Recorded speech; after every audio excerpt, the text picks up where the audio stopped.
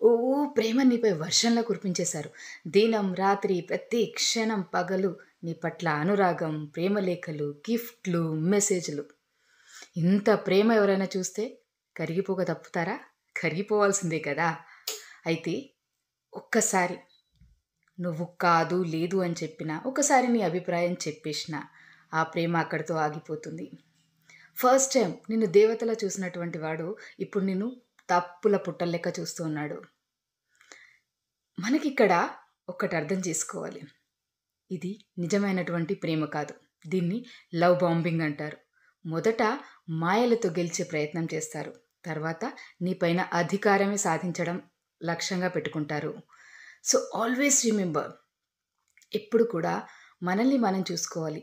ఎవరైనా వదిలిపెడతారని చెప్పేసి, ఏదో చేస్తారని, మనకా రిలేషన్ అనేది దగ్గర లేకుండా పోతుందని చెప్పేసి ప్రేమించవద్దు. ఒకరు నిన్ను ప్రేమిస్తున్నారు అంటే, ప్రేమ కోసమే ప్రేమించాలి. మెప్పుల కోసమో అలా చేస్తే అది ప్రేమ కాదని గుర్తుంచుకోండి.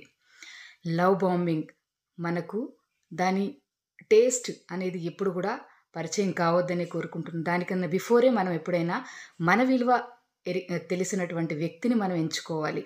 Always remember, love bombing equal to emotional trap.